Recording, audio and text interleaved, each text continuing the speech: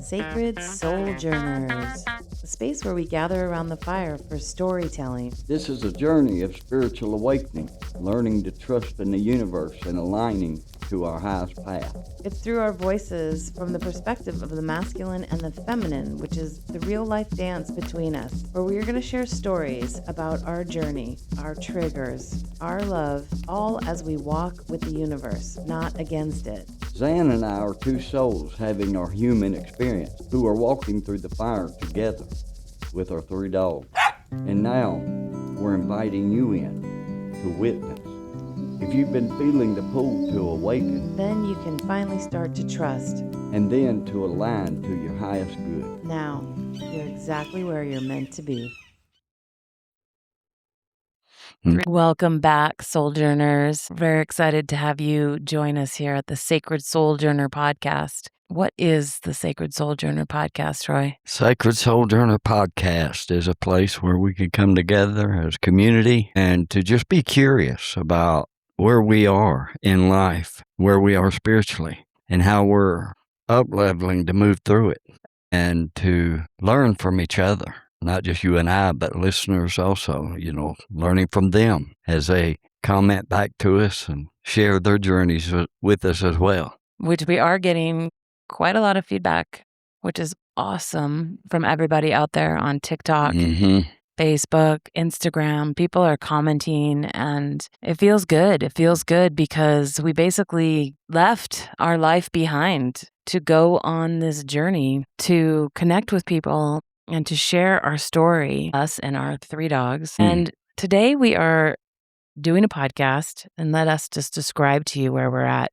You'll hear some gravel footprints behind us because we are literally on the path. Everything is so much a metaphor to the journey that we're on. We're looking at the backside of Grand Lake, Colorado, and right now there's a duck who's fishing for his dinner in front of us as the sun slowly dips over the Rocky Mountain National Forest. You can see the ripples in the lake. It's calm. There's blue sky, a few puffy white clouds. And of course, it'd be really awesome if a moose rolled by.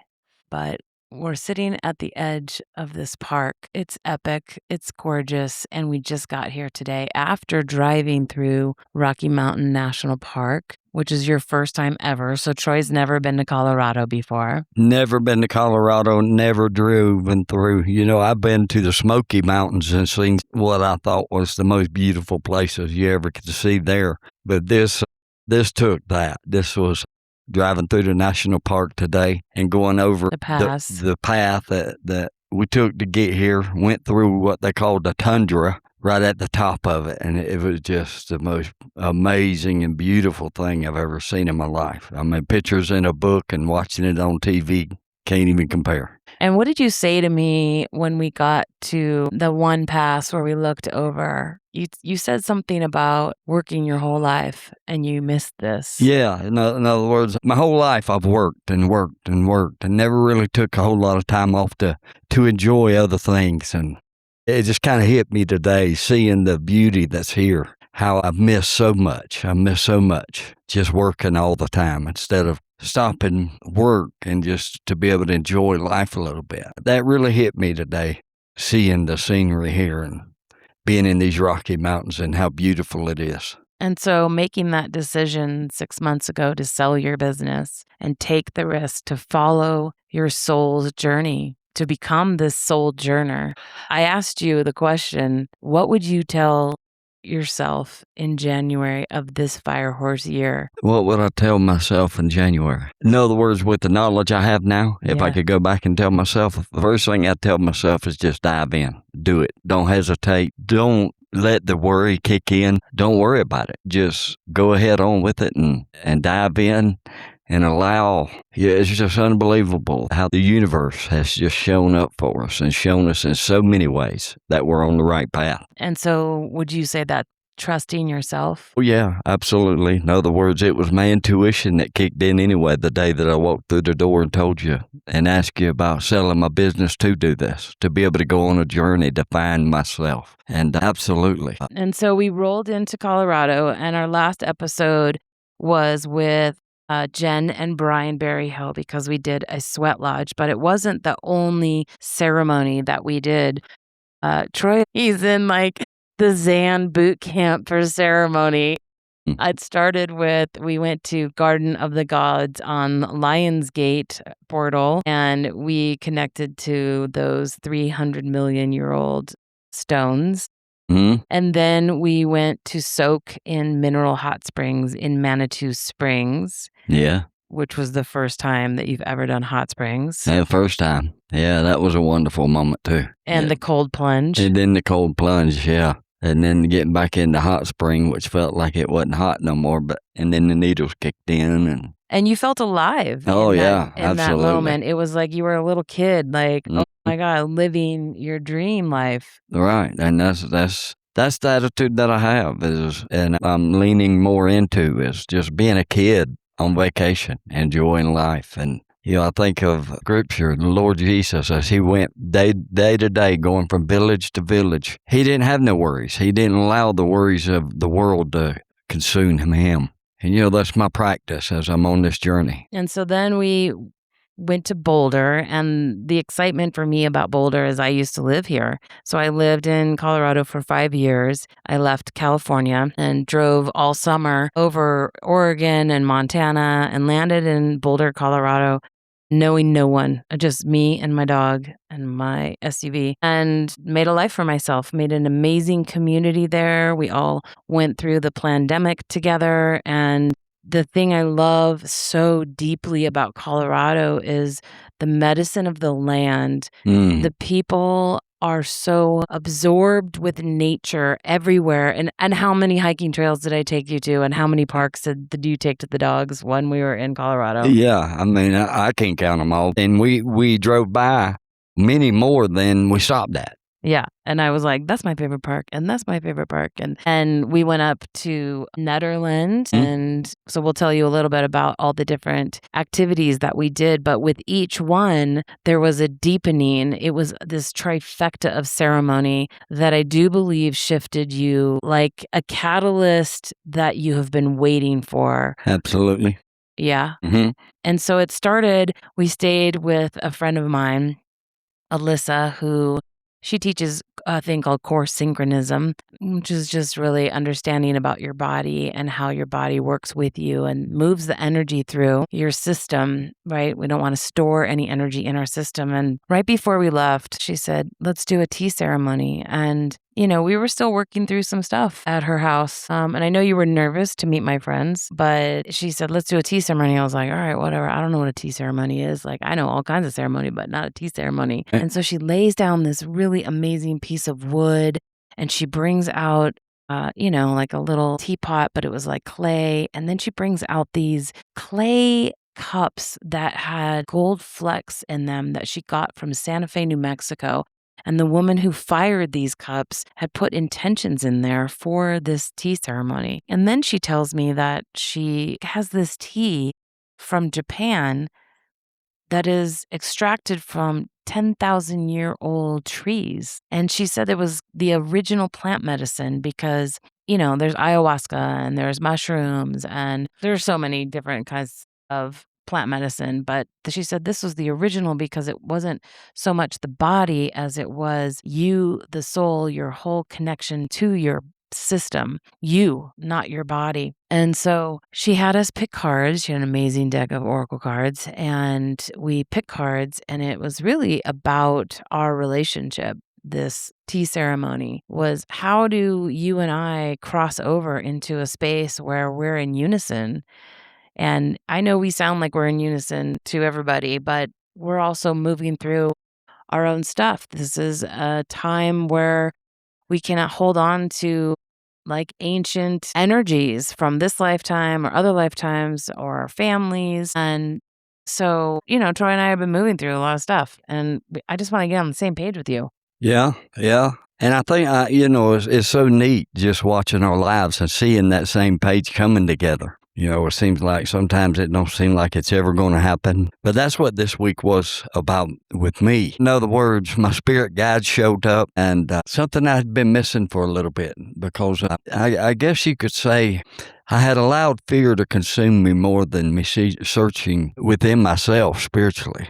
But as my spirit guides showed up and they showed me the healing that's been taking place within me, and especially Raphael, when he opened my third chakra and the light it just consumed me when it came in, and the darkness left that was there, and the healing that took place. And what's happened was from that healing, I've up-leveled. And if I can just interject real quick. So the healing that he's referring to is our third core ceremony that we did. First, we did a sweat lodge with our friends. And the last podcast talks about the beginning of it. So I don't want to skip over that. So we'll go back to that. And the second one is we did some kirtan chanting, which he'd never done. And I can't wait for you guys to hear. I have some questions for you about these different realms. Okay. But the third one was an impromptu trip up to some property in the mountains in a place called Rawlingsville, which is near Netherland, which is north of Boulder. This property, it was a situation where you drive till you get lost, and then you drive 2 more miles, and you're there.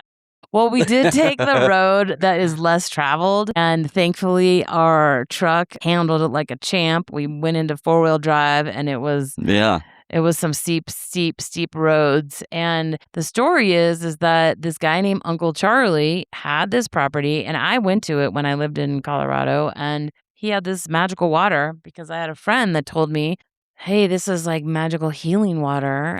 I'm not making claims, but I am saying that it does help with your muscles. But I have a friend who channels, and he basically said that it was like Pleiadian water, like that they gave this as like galactic energy in this water. If that's true or not, we don't know. But I was like, let's go soak. So they heated the water up for us. And there were these horse troughs, basically. They're individual horse troughs in a room. But Uncle Charlie has passed. He passed in 2023, and I didn't know that until we were on our way. And I didn't really know that this was going to be ceremony. I just thought we just did the sweat lodge and we did the kirtan. So it's time to soak, right? So Troy's Mars is in Pisces. And so he has been told by our former coach that he needs to be in water. So what a better way for him to experience himself is through this beautiful water. So we get into these soaking tubs. Our 3 dogs are in the room with us. Like, okay, what are we doing here? And I said, well, let's just do some ohms, right? We just started with some ohms. And from there, you kind of went into a trance. And we're on the top of a mountain, mind you. There's like pine trees all around. It's epic. And it's cold, though. It's chilly outside. Yeah. It's chilly. And so you went into a little bit of a trance. Yeah, and I did. And the neat thing about it, and I hadn't shared this with you yet, and I didn't know it until that day. But the sweat lodge with Brian, starting with the tea ceremony, the sweat lodge with Brian, and then we went to the kirtan, which was the most worshipful time I've ever had with music. The way that they invited the gods in, it was amazing. But all of that, what took place was the tea ceremony, the sweat lodge, and the worship that night at the little expo we went to prepared me for what was to come with my spirit guides and the channeling that took place. Because the sweat lodge was the fire, right? It was the burning away of anything old. Yep. And you were so nervous. And remember, Owl came to me in the sweat lodge. Remember what he said? No. He told me it's over. Yeah. The man that I used to be. And I went into that sweat lodge with the attitude of prayer and an attitude in my heart to release the fear that used to control me. And Owl came to me in the sweat lodge and he told me it's over. That's over. Right. But it really wasn't over. Well, it was a little spurt. What came after was the next day there was a little hiccup. But the energy behind the hiccup didn't feel as detrimental. It was more like a purging, if you're getting rid of and you are crossing the threshold and you're aware and you can see your ego. It's going to still fight. It's going to fight. It's going to fight to the end. But you had just gone through all this ceremony. So it's purification of your system. How did you feel in that? Because I know you were disappointed because I know you didn't want to have that. But no, but I also looked at it as it came up. Like you said, it's the old ego trying not to die, trying not to be put away. And as it came up, I was able to handle it way better than I ever had. But that was the day before the soak. Yeah. And so I was thinking like, oh yeah, the sweat lodge is going to like get him on the level. But it was the soak. And after the soak, and I don't want to minimize the soak because it was epic, I did actually witness Archangel Raphael over you. Mm-hmm. You were a different man. You were the man that I always knew that you could step into. And to witness it, I felt it. I felt you as the man and not the little boy. Right. The little boy that you've been just wrestling with since we met. Well, that was the little boy that I've lived with my whole life. That was what patterned how I lived my life for so long. But he doesn't run the show anymore. No, I've taken the reins, and not to say I don't try to kick in sometimes, but healing's taking place. It's healing. And, it's so important. Listeners, listen to me. As we look within ourselves and we start to see things that come up in our lives and we ask ourselves, what is behind that? And then we go back to that moment as a little child. Okay, that's why I'm still responding today as I did back then because of what I went through. And, it's such a process to go back and look at it and then start turning from that way into the person we were created to be. And how perfect, because we're really, we've been on this journey for quite some time, but the Boulder immersion, which is actually why it was so great to live there, because you have all these modalities around all the time. You can see, like, this wasn't like a special week. This was just another week in Boulder Right. where we were doing ceremony. And I loved it because when I moved to Florida, we just didn't have that. It's just a different kind of culture, and it's more galactic down in Florida. It's more, the Bimini and the coast and the Atlanteans and Lemurians. Colorado is more land. It's more earth. It's more native. And it's how you can kind of give of yourself back to the fire and to the earth. And just to witness you in all of that, have a front row seat to it. That's kind of what I signed up for. And I feel like I'm getting my money's worth. Yeah, me too. The spiritual connection that you have here in this place is magical. We went to Sedona, and that was special. But it can't hold a candle to this place. And the spiritual connection that takes place here, and just how strong the energy is. And then another excursion we did. So my friends Angela and Christina went with us, and we went to Lyons, Colorado.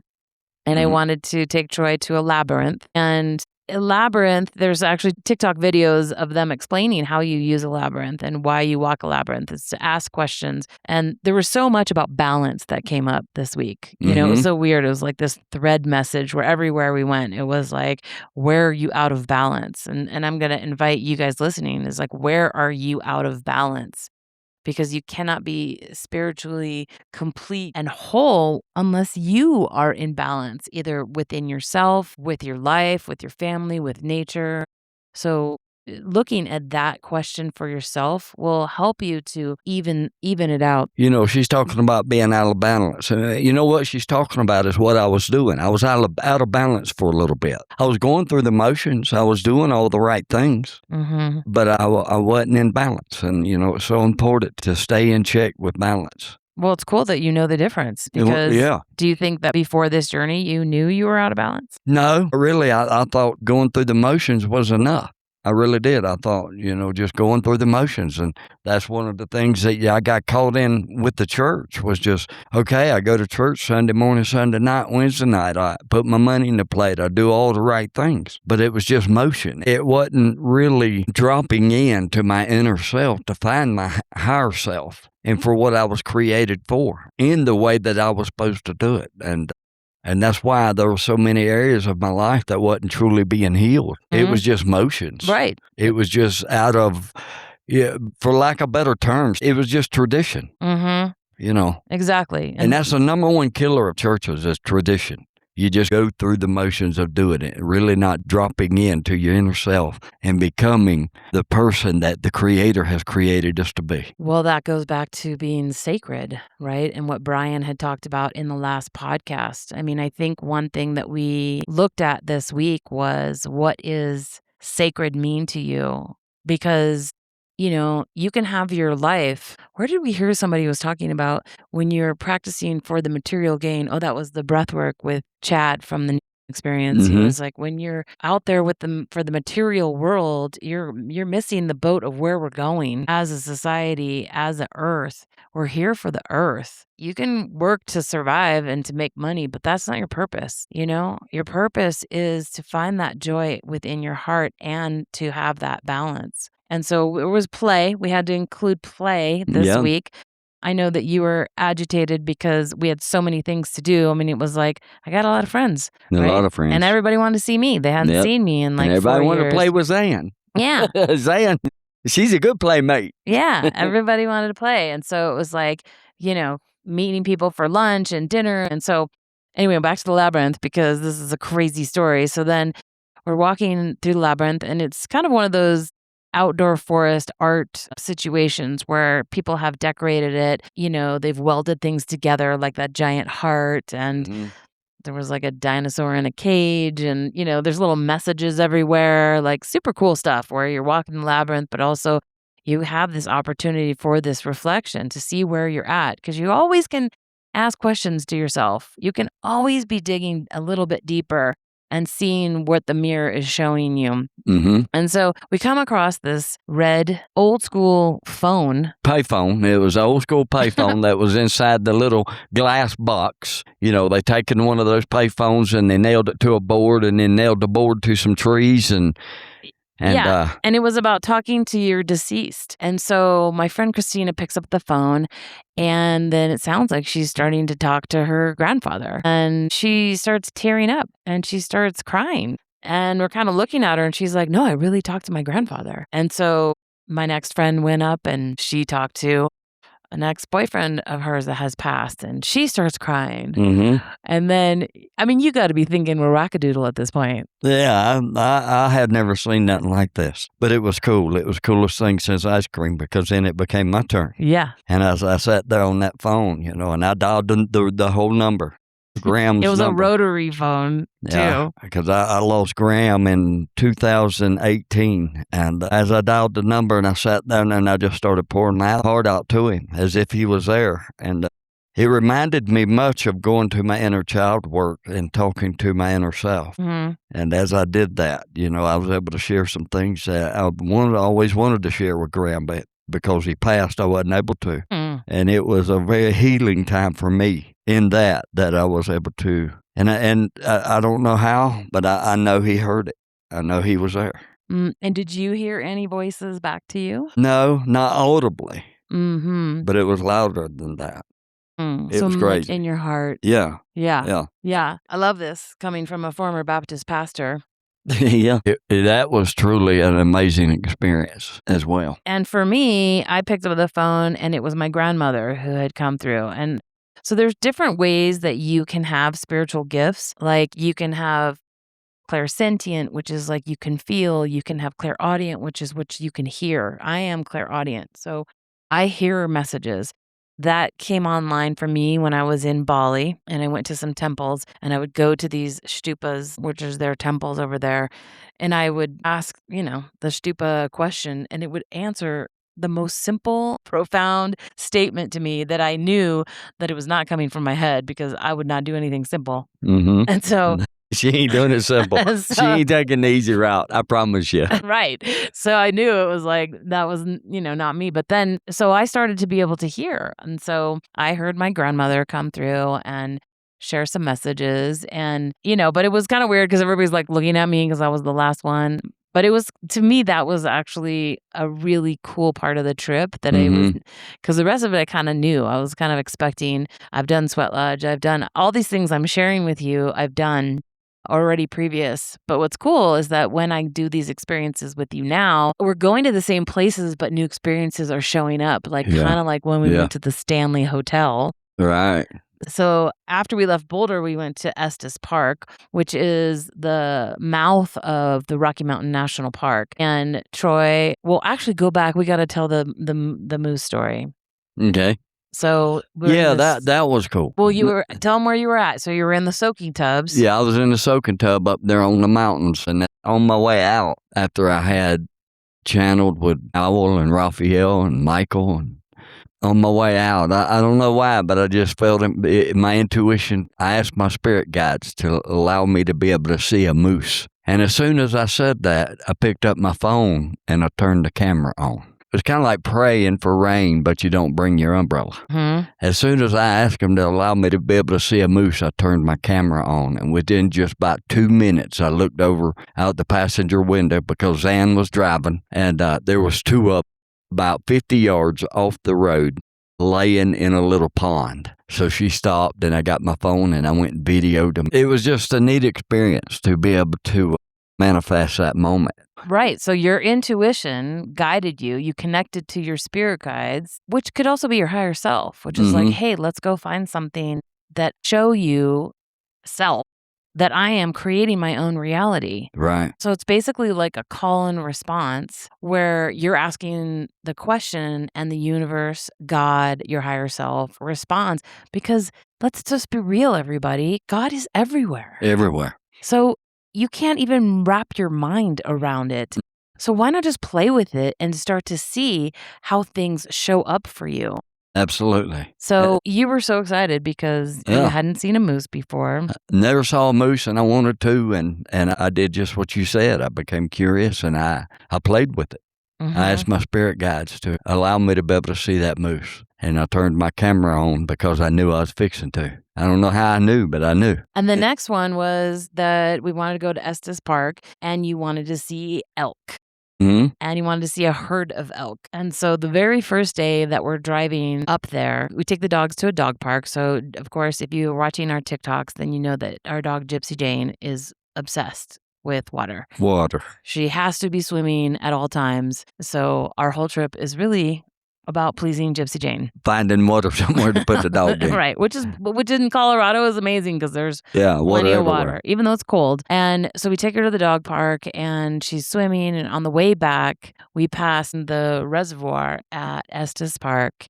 And we see look over on the golf course, and there is literally 40 to 50 elk. Playing in the water. In the water. I mean, right by the golf course. Right by the golf course. Just amazing, most amazing thing. I was always an avid deer hunter before, and always been fascinated with deer, but never been around elk in my life. It was just so beautiful watching them. There was big bucks, little bucks, and then all the way down to little babies, and a whole herd of them. Good night. Yeah. And that was just the beginning. And then we went into the Rocky Mountain National Park for the day. We decided to hike up to some waterfalls. And you better be in shape if you're going to do that. Oh, yeah. I'm just going to say that. Well, remember before we left Georgia, I think it was, when we was at that spring in Georgia? Yes. And we run into the guy that had the big backpack on, and he was going up and down the stairs with the backpack. No, that was in Missouri. Yeah, that was in the Ozarks. Yes. And we stopped and talked to him, and he says, yeah, I'm kind of training because I'm fixing to go out to Colorado deer hunting. And I'm getting myself in shape for that. Oh, yeah. And I kind of thought, boy, that's some kind of quack. Well, come up here and walk these hills. You better be in shape.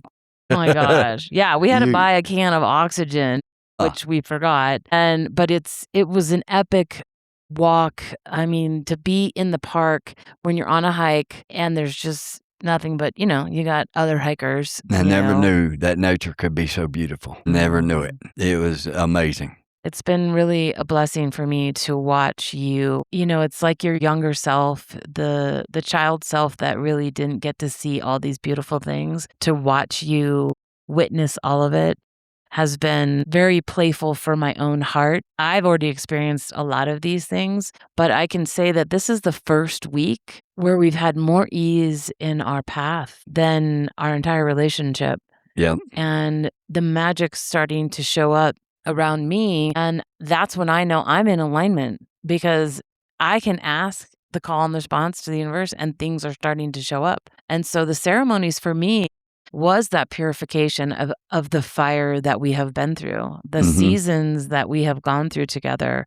The sweat for me it was powerful, but it wasn't difficult, and it wasn't, I don't know, I guess I remembered it. I must have been in it more when I went and did it before. And the kirtan was also just wonderful to be singing. So listen, if you guys don't know what kirtan is, it's people chanting and you're thinking, oh my God, those people are such hippies. And what it is Sanskrit was like the original language of, I think, humans. And it's audible sounds that move through your body as vibration. So I'm sure you've heard people in yoga doing Om, right? And they just go, when you vibrate like that inside your body, it's actually like healing the mitochondria, the cells inside your body. And so, what if you repeat that over and over again? And they do it to God, basically. So, yeah. when you hear Hare Krishna, like Krishna is God, right? And then they'll sing about Shiva and they'll sing about Shakti and it's, I'm pretty sure it's Hindu. Don't quote me on this because I don't know exactly, but all I know is I love it because it feels good and you're repeating the same thing, so it's not hard. It's not like you have to memorize sounds. And you know, with that said, that's one of the neat things about the Souljourners journey is we are here to sit down with anybody. It don't matter how you define it. It don't matter what you call it. When we sat in the sweat lodge with Brian and Jen, that was worship. That was so worshipful. Now, it was a different way than I've ever done it before.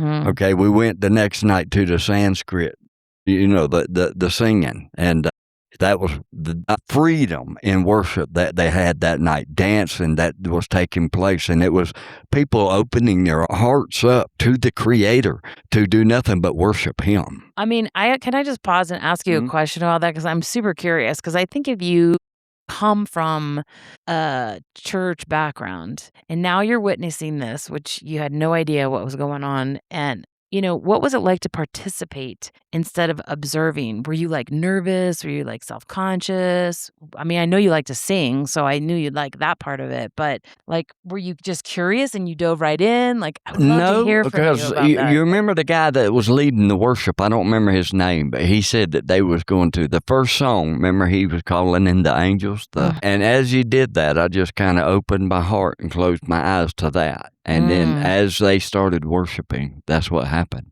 It was the heavens came down and we worshiped. It wasn't about what I was doing. It wasn't about what anybody else was doing. So you felt it in your body. Absolutely.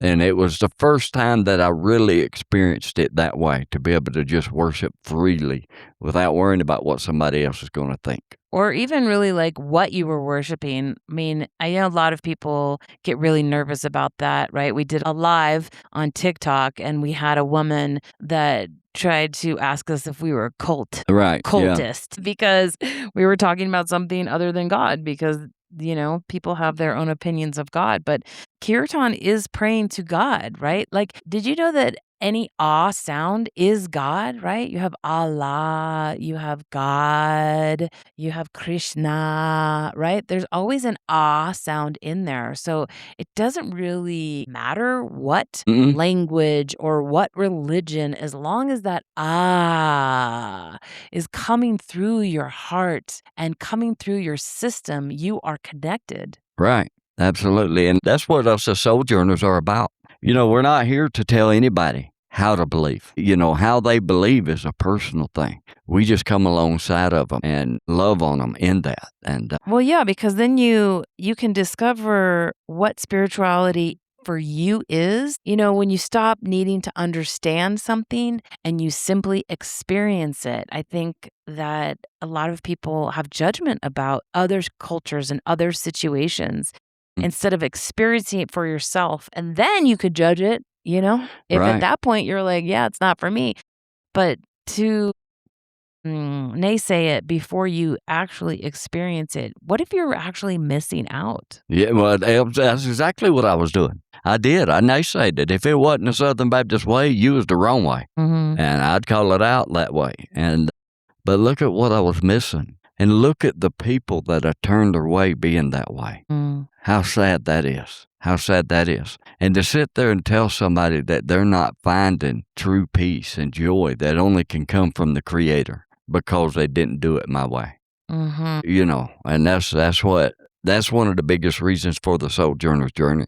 That's why when we sit around a campfire, anybody is welcome. And Yeah, and we're seeing a lot of people talk to us, like I said, through TikTok. It's fun because I think people are hearing what we're putting down. yeah, absolutely. And we're with you.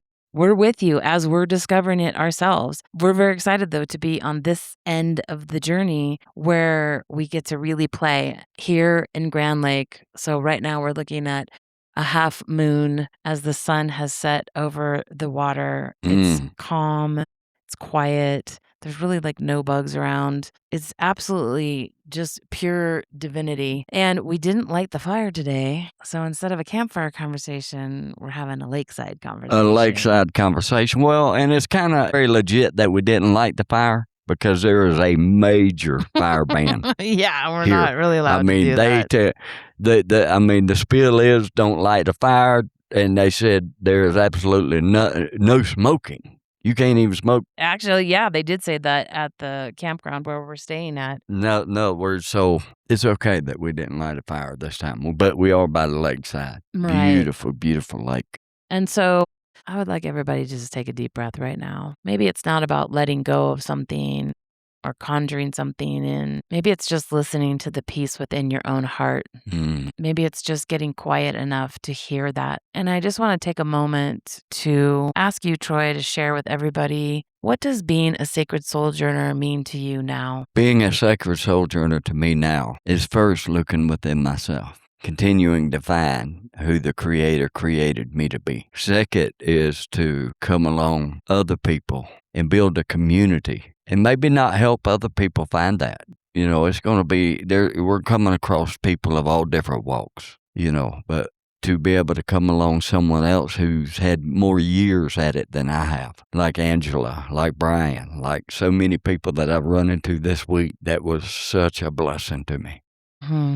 But also to be able to sit down at the campfire with some folks who haven't figured that out and to be able to explain it, for them to find their inner peace within their self, that it is not going to come from external sources. No. And just to share that with those guys, it's just been a beautiful thing as a souljourner. That's what Souljourners means to me now compared to what it was when we first started. And so where did you feel God or source most strongly? This week in Boulder was the most strongest. Was that up there on the mountain where we did the horse trough.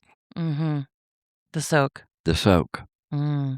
But I had similar experience today. I mean, I understand more and more about Scripture when Paul says you can't look at creation and doubt that there's a God. When I seen that tundra on top of the Rocky Mountains up there, just the vast valleys and the mountains that went forever, and just the beauty that it was spiritually. My God, I love that. So another thing that happened for us is because this whole journey is about following flow. People ask us, where are you going? What are you doing? Where are you going to move to? And we're like, we don't know. We're literally just following flow. And so I wanted to take you, because you wanted to see elk, up to the YMCA in Estes Park. And we went up there to also see a labyrinth, but we couldn't really find it. And there was just like a lot of kids there for like camp. And so we just kept driving. And then we see this sign that says Old Chapel. And what's really interesting is that God has really been littering like clues and little breadcrumbs for us, which is so fascinating for me as a conscious spiritual person. There's a lot of God language in our journey, and I don't know if that's just because, that's your past, or it's the merging of it all, like the big soup of everything conscious and aware. But so we're like, let's go up to this chapel, chapel on a hill, like, hello.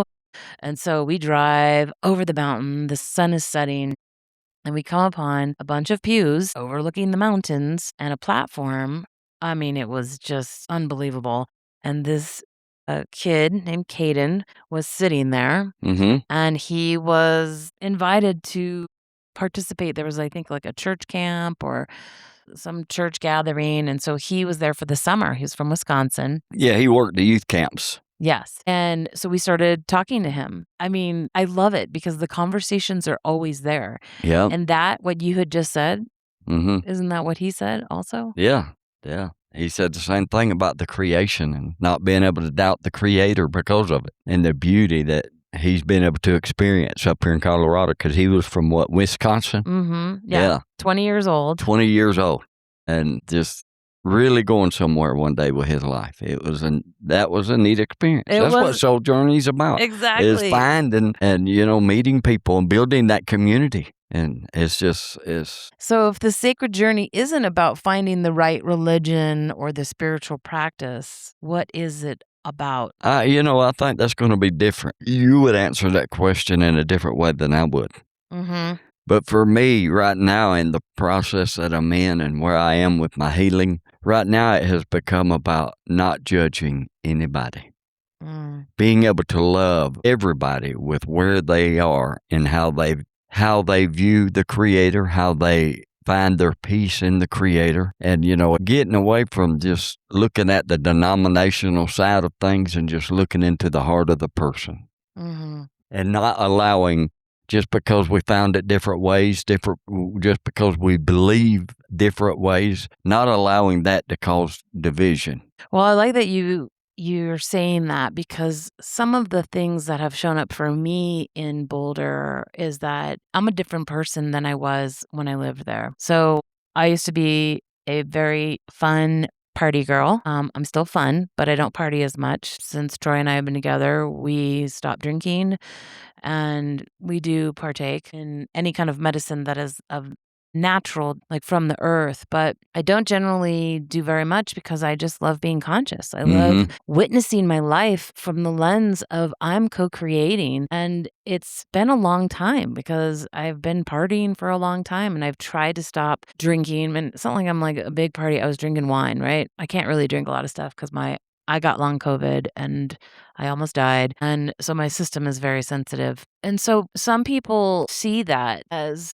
I'm not the same person and that I've lost myself in this relationship. A lot of people are aware of this relationship. Anybody listening to this podcast is aware of our relationship. And I've had to really sit with my journey that I am not going to be the same person and I may look different and I'm wrestling things in a different way, but I can tell you the one thing that I noticed is that when things came up for me or I got triggered, the suppression of the emotions where I used to just like pack that anger down so nobody could see it's almost like it's just sand there. Very much like this lake right now. There are no big waves that are coming and crashing, just little tiny, like, as a boat goes by, like little wakes that are coming. And I felt so much more space in my body and in my whole field, which really kind of surprised me, is that I wasn't as agitated and I wasn't as,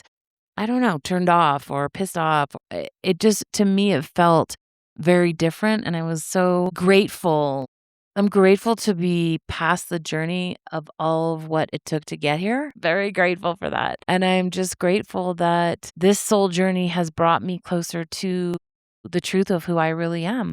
I love that. And that doing this deep work and sharing it with you guys, it's not easy, but I'm seeking more light in my body. I want to feel God, source, the universe, nature. I want to feel it on every level of my being. I don't want to mask it with old stuck emotions or substances that are going to block me from being in my truth. And there is no judgment from anybody.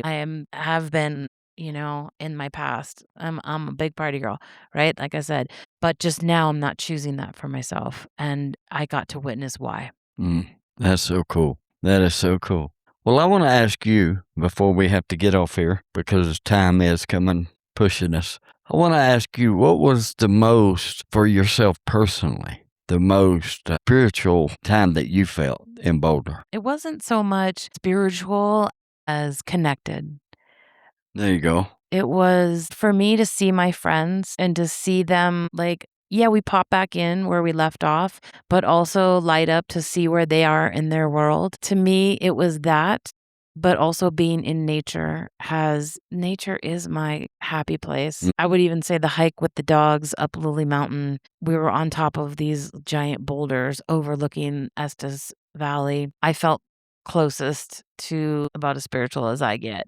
Right. because I'm in awe of what nature provides in that quiet space. And I miss that. I miss that about Colorado so much. I'm sorry, Florida. I'm a patriot and I love what you provide, but the connection of the heart has been missing for me in Florida, and Colorado is my heart. And so to be here on the water on this Grand Lake and to be here with you Yeah, that's special too, isn't it? Being together here. and to have had the week that we've had and to watch our dogs play and to realize that we're like legit on this journey with no idea where we're going, and yet it's working out. And even though we were coming down the Rocky Mountain National Park today and we had to pull over because the brakes were smoking. Smoking, yeah. Like, I was like, "Hey, it stinks over here." So I pulls Half-ton over. pickup was having a little trouble. Brakes smoking before, but they were literally smoking. So we had to like stop in the park, and I thought, "Oh, this is awesome." Yeah. Like, we are just stopped in the park. And those moments for me, holding on to this view of the lake right now as the sun has gone down and it's quiet and you can hear the birds. Watching the ducks fly over. These are my spiritual moments. Yeah, look at the ducks right there. Beautiful. Ducks swimming right in front of us. Yeah. Sun's going down. It's just the day's coming to a close, and just a gratitude I have in my heart for it. I'm happy to hear you say that because the gratitude is the magic sauce. The more gratitude you have for everything in life, the higher your frequency, Right. the more joy, the more alignment, the more things come to you. And so before we close this, I want to just ask everybody, where in your life is the sacred inviting you into an experience that you've been trying to understand from the outside? Maybe this week you try something new. Yeah. Maybe this week you give that person who's been suggesting you do something, give them a chance, because on the other side of that experience, you could find a little bit more of yourself. Yeah. Yeah, I agree with that. I would agree with that. Well, so we will leave you as we are here in Grand Lake. We are going to do our next podcast with an amazing guy. I'm like so excited. He talks about the inner child journey and how you can manifest. I've actually never heard that the inner child could actually block your manifesting, but it can. And so he talks about writing letters to your inner child and parenting your own inner child. So it's going to be a hot and awesome, probably rapid fire a podcast coming up next. So thank you all for listening, partaking, following our journey, supporting our journey in any way that you can, whether that's sharing a place that we might want to go that's connected. Like, we're going to go to some glyphs in Montana. We're going to go to some cool places. Yeah. Wyoming. Yep. Next, we're going to the Tetons and then some dinosaur monument where there's like a mountain of dinosaur fossils. But we just want to thank you for being on this journey and for spending your time. We know your time is valuable. Yes. And please start sharing your journey. We would love to hear it. Yeah. Thank you so much for playing with us. Ease and grace. Love and light. Peace and blessings. And good night.